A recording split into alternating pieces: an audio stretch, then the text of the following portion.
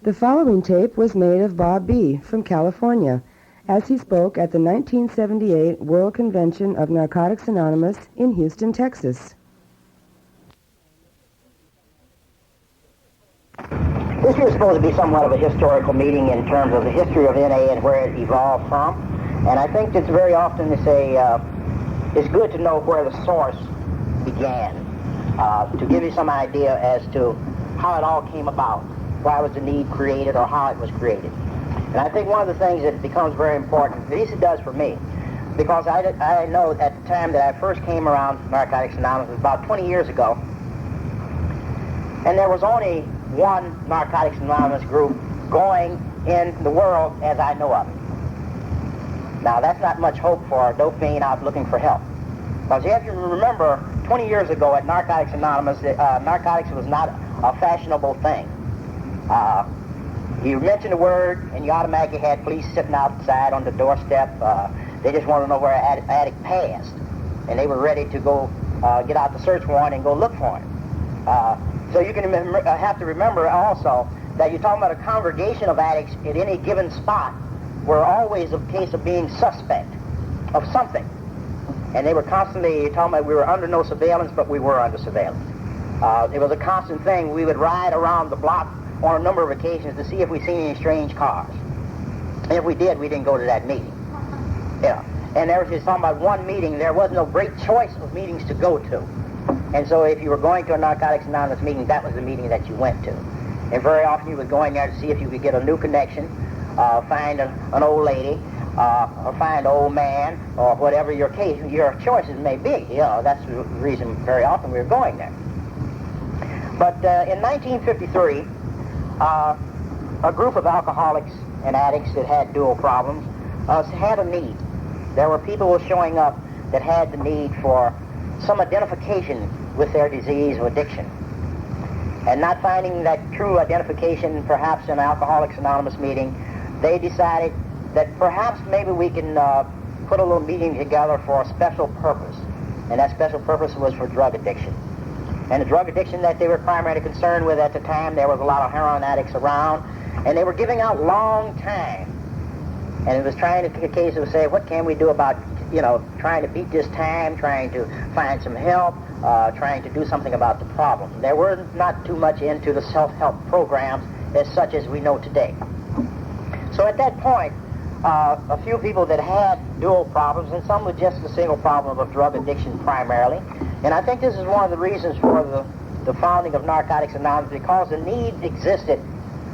People needing that specific identification.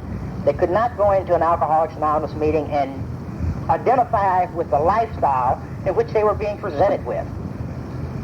Perhaps today very often you can, but I think at that particular time there was the identification of a person walking in that did not have having lost all of these things due to drinking.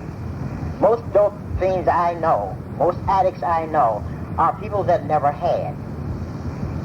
And it was a case of how do I get, not having lost and trying to regain. And I think this has become one of the points. We grow from a different standpoint, using the same ideas, the same principles. They become necessary in a growing experience. But I think we start at a different level, a different point, a point of learning. In some ways, I think it's an advantage. I don't have to unlearn a lot of old habits that I didn't have. You know, I didn't have work habits, so I don't have to relearn them. I had to just learn, period. You know, so that was out front.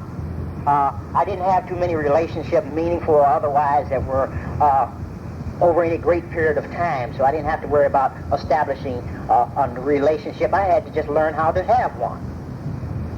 And these are the kind of the points we have to learn in terms of what Narcotics Anonymous is and identification.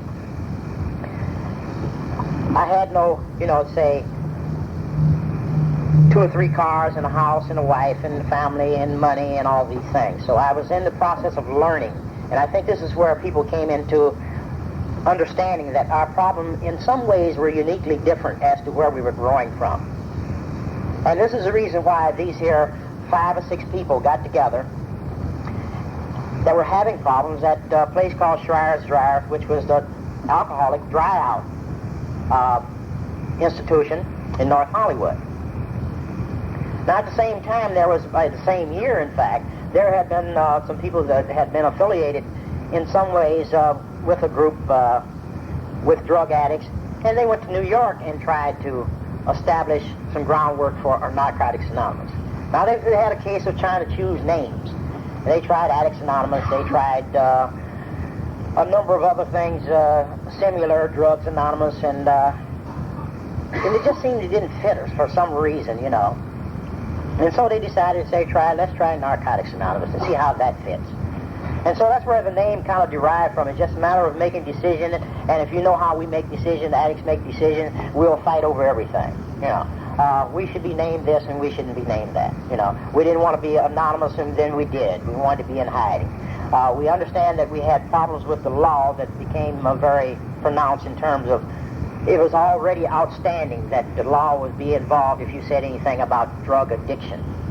Now, the primary purpose at this time is, I think it was not recognized in many circles that we dealt with addiction rather than a specific drug. The addiction to that particular chemical, whether it be wet or dry, which is all-encompassing and include the many things that are left out in the particular other areas where they specify whatever type of drug they're dealing with. Because I think if you're anything like myself, you have to deal with complete addiction, which is a way of life. It has nothing very little to do with the chemical. That was my expression. The chemical is the way that I dealt with my addiction. And that is the part of me that I had to deal with, my addiction. I still today have to deal with my addiction. My problem is addiction. And very often I hear people say, you know, read the book, and they misquote the first step. And I misquoted it for a lot of years. I used to come to meetings with my head, you know, sideways, because I came for other purposes other than myself. I came to get my old lady off my back, to roll off my back, to free off of my back. It was a place to go, kind of a haven for a few minutes or a couple hours of a night to find out what was going on in the street and wasn't going on in the street, who went to jail or who just got out or whatever. But I wasn't there for me. And I had to deal with this here thing of understanding what addiction was about. It's something about the first step. It said, admitted that we were powerless over our addiction. That was not what I admitted. And I had read them steps on a continual basis because I thought I was quite bright in terms of my literary skills, and I could verbalize expressions in a certain manner, and I used to, you know, who wants to read them? I could read them with a little finesse, right? But I didn't understand. But that was the kind of way that I got into reading the step and misinterpreting as to what I read. I was talking about being powerless over heroin, not my addiction. Okay? And that was kind of like the admission that I gave. I was reading the words, but I was not understanding what was being said. There was many, probably to become many interpretations, as I say, from Schreier's Dryer, which they were working under the auspices of they had a place to meet at minimal cost or no cost at all. And the Schreier's Dryers, they went from there to a little place called the Unitarian Church of Studio City, where we was to stay for quite a while.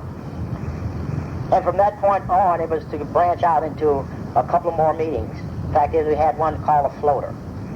The floater meeting, if you weren't there at a meeting before, you had to call somebody to find out where it was. And we used to float that one all over the valley in Los Angeles as to who was clean that particular day or that particular week or the meeting before, and you had to be cautious and find out if you didn't slip between the meetings. Okay? Because we didn't have meetings nightly, we had meetings weekly, see? And so between, if you didn't get the word the Friday night, the Tuesday night floater meeting, you had to call somebody and say, where's the floater going to be? You know? And if it was at my house, they might be in trouble, you know. I would tell them, meet me at my house, and we would have the meeting at my house. And then I would go out to get coffee or sugar, and I may come back 2 years later. Okay? But that was the kind of things that went on.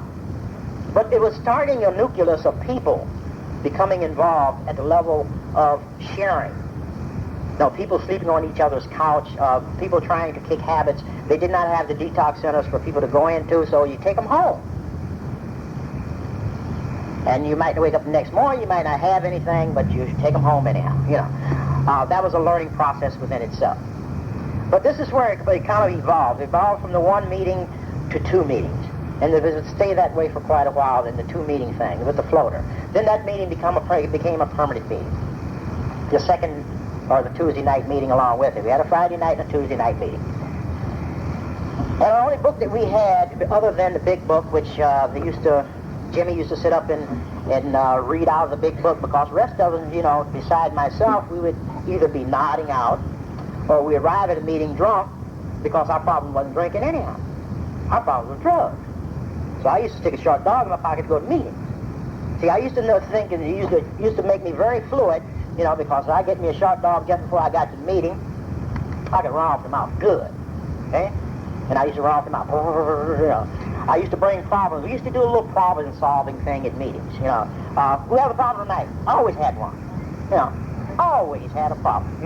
My old lady wasn't treating me right. The police was on me. I had to, go back to jail or whatever the case is. I always had a problem. No money, no car. They took my license, and just on and on and on. Always had a problem. On a couple of occasions, I've been asked to leave meetings because I dominated the meetings and wanted them to hear me out, and I wanted them to benefit my great knowledge and my worldly travels. And I was going to tell them how to recover. Not that I had ever recovered, but I was going to tell everybody else how to do it. So our first pamphlet consisted of, the page fell out. That's what it consisted of. Our first pamphlet. Right? That's it. That's it, folks. Didn't have much content in it. And I used to carry one of these pamphlets around. I think probably all of us had one of these pamphlets. We used to carry it in our back pocket. We used to go to jail with them and everything. And we used to draw pretty pictures on them, But it had the necessary content in here for recovery. It had the 12 steps of recovery. It had an introduction as to what Narcotics Anonymous was trying to do. And so that is the substance. This is the recipe. This is the formula. But it's very often that when we walk into meetings, if you were like me and your head screwed on backwards, you can't read formulas. You might read words, but you can't read formulas. Okay? And this was a formula for recovery that I did not understand. And then they talked about a lot of weird things, like God and spirituality, and I sure didn't understand that. Okay? Because that was completely out of my realm. And there usually was only one person talking about that. That was usually Jimmy. The rest of us were talking about perhaps where can I get a job? How can I get my license back? How can I get me a new old lady? How can I get me some money? How can I get some clothes? And those are the things we used to do in the early meetings. We didn't talk too much about steps, because steps seemed to be foreign to addicts in terms of recovery, because it seemed they had no relevance in terms of recovery at that particular time. You have to realize there was only a couple of people that were staying clean at that time. I mean, staying clean. And we had the ones, like myself. Every time I got out of jail, I was clean. I always got dirty immediately afterward, but I was usually clean when I got out of jail. And I think it was kind of a continuation of the many of us going in and out of Narcotics Anonymous at that early time, that more and more people were staying clean on a small basis in terms of longevity. There were some, had a year, a couple of months, 2 or 3 months. Celebrations of birthdays were very few, hardly ever. If a person had a year clean off of everything, that was a great achievement. It was a major achievement. He was just like he was the deacon, as you hear about the bleeding deacon of the group. If he had a year clean, he was heavy. Heavy. But they were to stay around longer and longer. And I think this is one of the things that kind of was an inspiration in many ways, because during the same time I met some of the same people that would be instrumental in my recovery when I decided to return to do it for me. Now, Jimmy was kind of like the person who would sit there and open the door and sit there with the book and read to us as to how it works and what the steps meant that we did not understand. Then there was people like Scotty came around and he stayed for a while. And then there was a couple other people that stayed for a little while, And then collectively they started staying together. You would see them running together and doing things together. And they used to come visit me when I get locked up. They used to write me letters when I got locked up, telling me, hey, they weren't trying to push the program on me. They were just trying to stay close. They used to stay close. I think this is one of the things that became important as far as I was concerned, of them staying close. So when I got locked up the last time, there were people like Chuck and Jack and Phil and all those people. They used to come visit me, you know. They weren't coming to visit me. They were carrying the message, and they were carrying the message of recovery. And they spoke of the message of recovery. They had got some idea as to what the steps were about. I don't know how well they were working because I cannot answer for them. But they seemed they were acquiring some of the things that I wanted. There was a certain amount of attraction there. That, hey, they were talking out the corner of their mouth, but they were clean. They were still talking high shit, you know, and they were high rollers still, you know, and talking all that good stuff I thought was very important.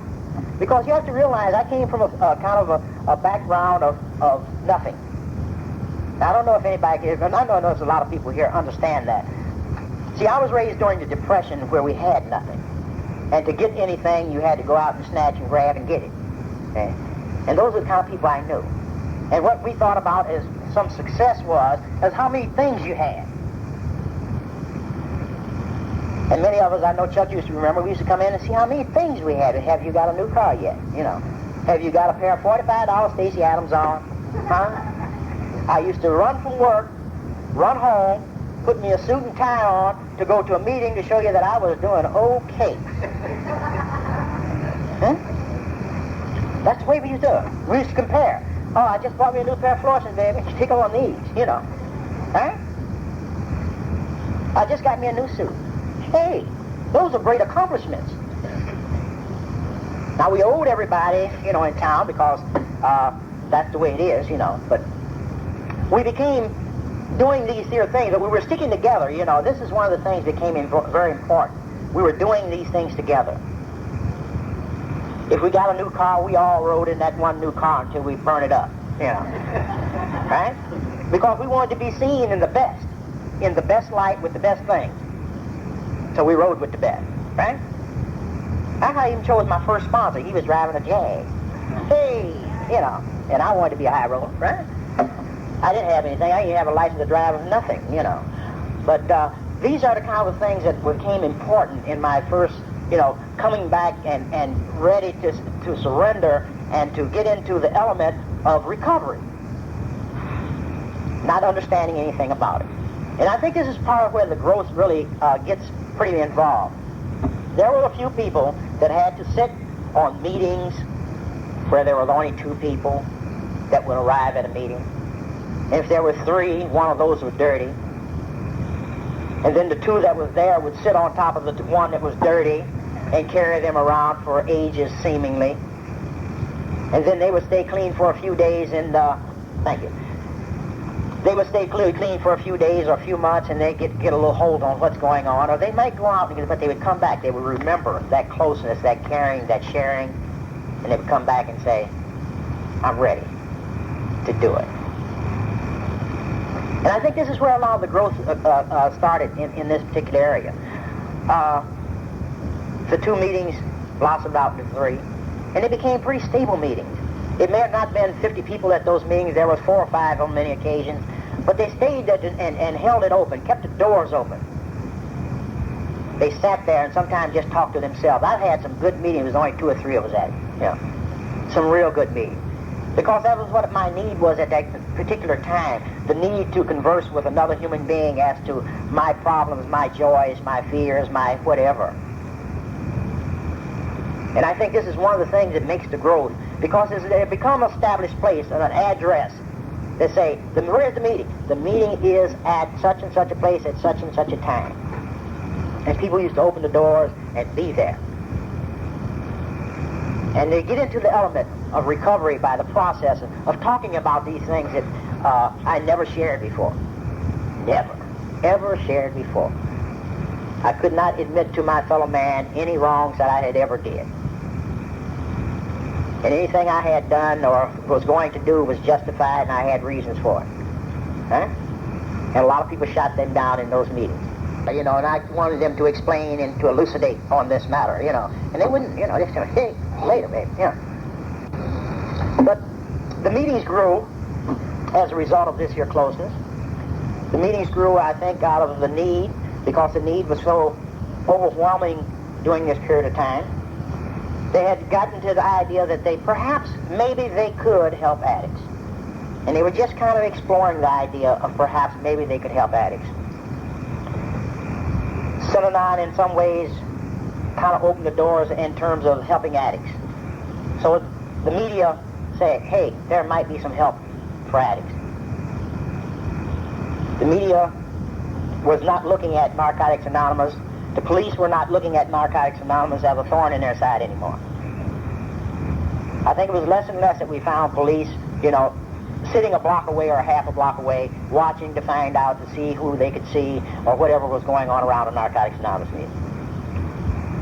Because there were people staying clean, there were people carrying messages to institutions, there were people that were in constant communique or involvement with the police or the law on some level. That we developed a certain amount of rapport, not no great rapport in terms of that they accepted with open arms. They always had doubt. Many of them today still have a lot of doubt. But it was opening up. And I think this is kind of one of the things that very often happens. They start opening up, and they started listening. They started understanding that perhaps a dope addict could stay clean.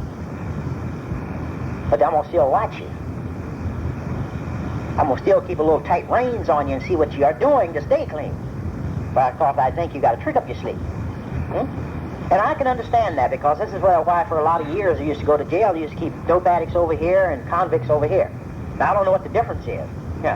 It was kind of like keep dope fiends separated from the rest of the population, whether they're for murder, rape, sodomy, whatever the case is, keep them separated so we can identify them, because they play funny games. And they didn't know what to do with them. They didn't understand what was wrong with an addict. They just couldn't understand it. We didn't know either.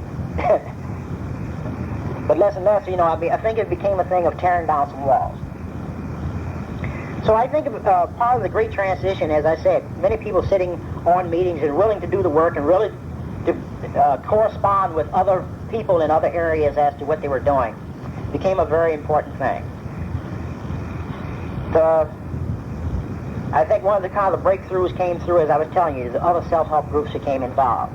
They started writing involving the Narcotics Anonymous program in other programs. Ad Center was one. They started taking bits and pieces out of the Narcotics Anonymous pamphlet, and they started making their own pamphlet. It even looked like Narcotics Anonymous pamphlet, right? And they started trying to explain some of the steps and what they were talking about.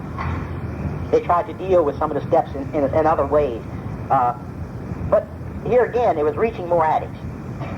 And most of the people that were running this program were involved in Narcotics Anonymous. They came down and solicited. That's how all the people got up to San Jose. They came down and said, hey, we need you up in San Jose. Because they thought they had a problem in San Jose. So they came down and got some addicts to San Jose. But this here is kind of a broadening of the scope of what Narcotics Anonymous could do. The broad scope in terms of helping other addicts. And from that evolved halfway houses for addicts and other self-help groups of that nature that tried to steer or act as collecting places in order that they could steer people into Narcotics Anonymous. Now that's where you talk about the boom really came about. Because collectively, if you had people that you could sit down, perhaps in a classroom situation, they become somewhat teachable to some degree. At least it removes the whole excuse that we use for so many years. There's no hope. There's no direction. How do I do it? See, I'd used that for a lot of years, that excuse. How do I do it? And nobody ever gave me the key. Nobody ever gave me the directions.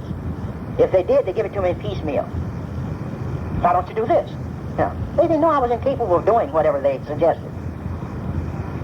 So it became important that I think sometime collectively, under those conditions, as a steering, you might call it a steering committee to Narcotics Anonymous, okay? Because I think that's very often many people that came through those halfway houses, they use that as a steering place, because most of the people there were involved in Narcotics Anonymous. It started those particular areas of approach and principles and ideas. So they had to, by example, what they were doing by example was passing on what they had learned. And if you liked what they had, the way you had to do it is do those things. So whenever you left them of halfway houses or those places, you had some place to go. You had a little hope. You had some support. And I found that quite important. Because I needed that support. I needed that initial identification that there were addicts like myself out there staying clean and enjoying life. And I think that becomes very important. Somebody talked about that this morning. Enjoying life. Now, one of the places, by example, they were doing some things that I didn't know if I liked to do them or not. Because I had never been fishing sober and clean. I didn't know whether I enjoyed it or not. And people like Russ used to always be up in the hills going fishing, just, come on and go with me. Hey, I was glad to be with anybody. I ain't had nothing else to do anyhow, right? And he'd take y'all running up and down streams and have her climbing mountains and everything. Hey, and I enjoyed it. Huh, right?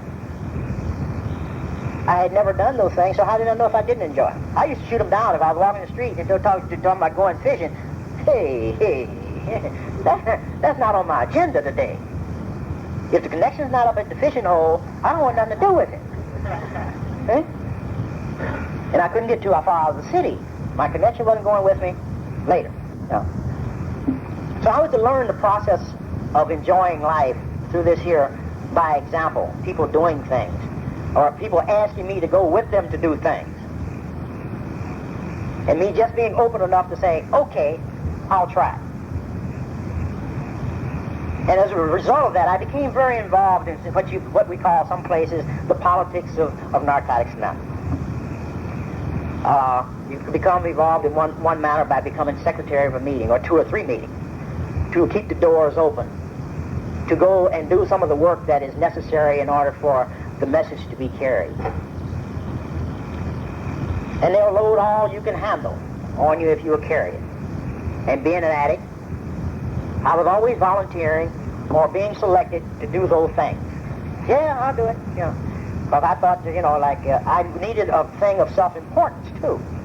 My ego told me I could do great things, or many things, or more things than I could always do. And I used to take on great burdens. Just let me know if nobody else do it, oh, God, do it. Just to show you I can do it, right? Then after I make a mess of it, then you can come clean it up. That's very simple. But I think this is one of the things we become involved on that level. It helped me stay clean. Trying to do all these things. I didn't have time to get dirty because I was running too fast. Huh? I became involved, and I liked what was happening. I liked the way I was feeling, is what it really amounted to. God has a hell of a sense of humor. You know, when you're running too fast, he usually slow you down. He trip you up, and you wonder why you fell, and you say, oh, wow, I'm running too fast. I wasn't using, but he locked me up anyhow. But I was running too fast. I wasn't doing what I was supposed to be doing, and I was about to go crazy, because I was already crazy, right? Insane. So he just told me, you need a rest. Lock you up. So he told me I parole off around there for a little while, All right? Sit down and rest, and I discovered God in jail. Hey, hell of a place, huh? He gave me a chance for God to catch up with me, because I was out running it. Right? But I came out with resolve to do God's work, as far as the program was concerned. Become involved and try to do those things that had been suggested to slow down the pace some, and find out that I didn't run anything. That I could be an instrument in which God could channel his work through, and that perhaps I could be of some help to another human being.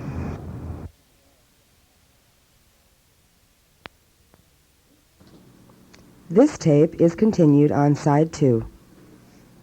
And I got involved with doing such things as helping to write this pamphlet. And we've had 2 or 3 variations of the same pamphlet, and enlargement on the same pamphlet. And I used to, I like the idea to say that I was in there on a lot of the groundwork. A lot of the groundwork. We had just, some people that were willing to do those things, and we always argued. Gene reminded me, or I recount many occasions, we almost come to blows over tables. Hey, reaching out after people grabbing us, They didn't see. We didn't see eye to eye. This is the way it should be done. No, sir. We get into it, Want to jump on tables, burn down people's houses, run on with a car, whatever. It didn't make us no difference, We got to the place where we operated very often out of hostility in the meetings. If a newcomer come in and didn't want to adhere to our doctrine and our principles, we tell them, give them a match and tell them to go out and light yourself up and burn yourself up. That was our love. We used to call it tough love. Right? And that's the way, And very often we came in with that belligerence, we didn't talk to one another half the time. We sit down and grit our teeth and make frowns at each other, and came back to the next meeting with the same type of feelings because I know he's going to be there. If he ain't going to run me out, I'm going to stand right here. But it was all part of that learning process, I think, that addicts have to go through in terms of learning that it don't have to be that way. It really don't have to be that way. But we're learning at a level, and I think this is the value of Narcotics Anonymous as opposed to many of the other groups. As I said, we're people that have had nothing, and we're learning to try to find out how to get it and hold it and maintain it. So I think we're quite fortunate in many ways because we don't have to overcome a lot of difficulties in that area, unlearn a lot of things in those areas. But during these here growing periods, as I said, the meetings started growing. They started meetings in Northern California. Sylvia and Mary and Russ, and it was about, I guess it might have been about almost 10 people from Southern California went to Northern California. And then meetings started just blossoming, one in Berkeley. Next thing you know, there was one down at Chrysalis and one over at Pathways and one over, And they had people that were staying clean. And they had a year, 2 years, 3 years, 4 years. You said, wow, hey, wait a minute, something's happening here. And the growth was continuing because, by example, people were seeing some results. That addict was staying clean. They were seeing the results. We were becoming a productive member of society, which we had never been. We were working jobs. We were carrying the message. We were developing rapport with the citizens out there, doing things that they could not do in terms of helping another addict. Rural Service Office. The address has only changed once. It has been the same post office about almost 23 years. That's something? It's been the same post office about. Regardless of where the paperwork may have been, all the mail that was forwarded there was going in the same place almost 22 years. And that was an accomplishment within itself. Because you have to realize you have to pay a post office box. And we don't keep too good records. The way we paid them usually was when we got the notice that they were going to shut it down. They were usually only $7. And we had difficulty paying for our meeting places. Because if we once we become clean, we start working for our money, we don't spend it too freely. And we forget where we got our source from. Somebody had to print these books, right? To pass out to all these many places. Did you pay for your first one? Who paid for the first one? Anybody here pay for the first book? No. We got one person back there. Now that's kind of a small percentage out of the many that were given away. As you see what I'm talking about. Can you imagine the cost that it takes to print these? Can you imagine the cost it takes to put them in the mail? Can you imagine the time that a person has to read the letters that are written for these books, and somebody has to do it? And sometimes no one understands that exists because they do not see it, they do not become a part of it, so it doesn't happen. But it does. And it continues to happen.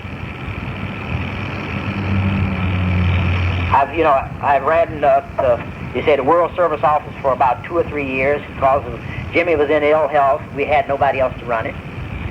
Occasionally I would get a few volunteers to answer the letters and to mail the packages and to do all these here things. There was a great frustration involved in trying to do these things alone very often. I used to get mad in the summer, Ooh, boy.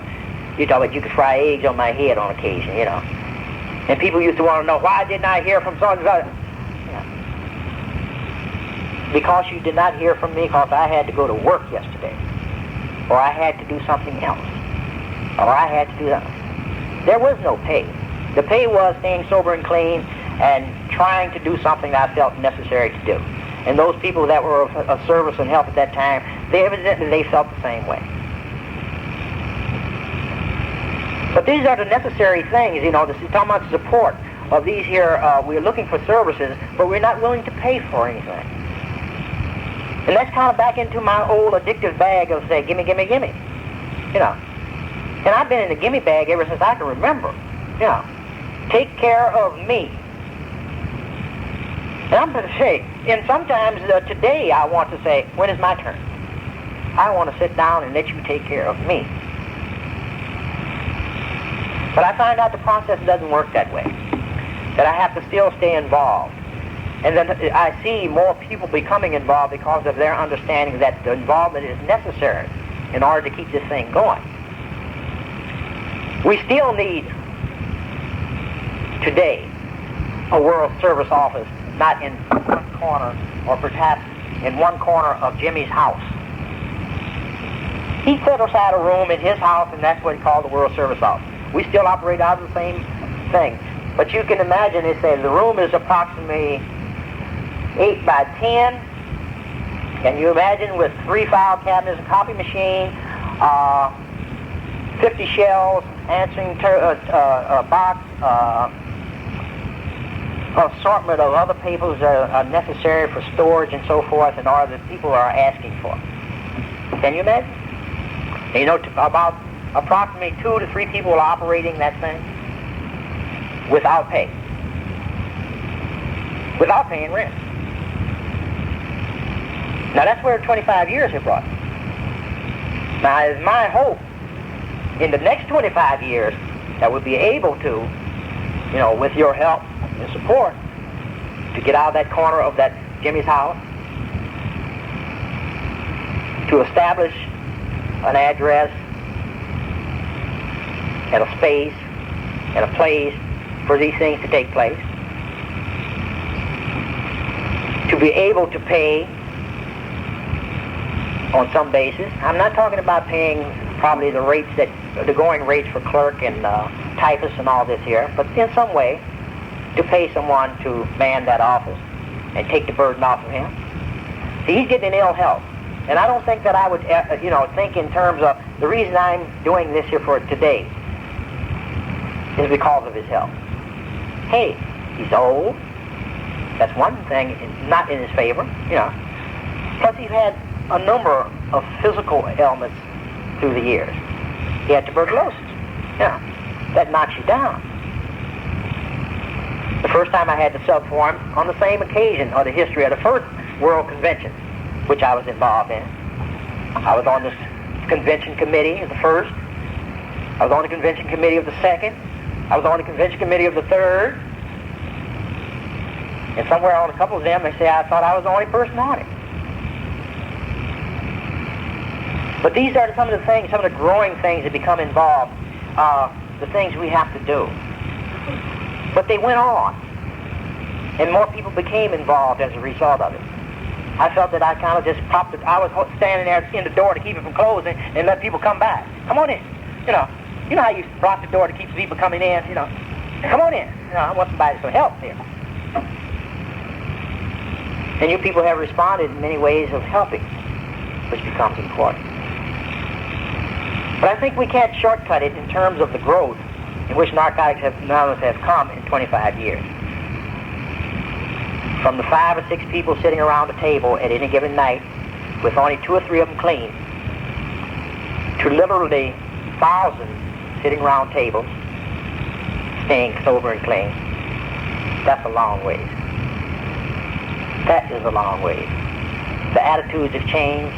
We have literally changed a universal attitude that there's no hope for doping. Literally changed it. Turn them around. And there's nowhere else that I can even imagine or think of that has as many clean addicts functioning on a daily basis as it is at Narcotics Anonymous. Nowhere. And I travel a lot. The fellow was talking about last night, you might see me at any place at any time. I'll show up at places that, that you just couldn't imagine. Hey, where'd he come from? I just hear about something, I'm gone. I'm gone. I just wanted a reason to get out of town a lot of times. If I got something to do over there or something's happening, I'm going over there to see what's happening. But I think one of the things that is very important is that we have some understanding as to where it's coming from and what's involved in terms of how to keep it going. And perhaps how are we going to maintain that growth as it is also is going forth now. With what knowledge I have, what went on, what transpired, a lot of names may have been misplaced or misspelled or whatever. I don't think that's very important. I think you can just know where we evolved from and what we are trying to attain. And I think that's the important thing at this meeting. Thank you.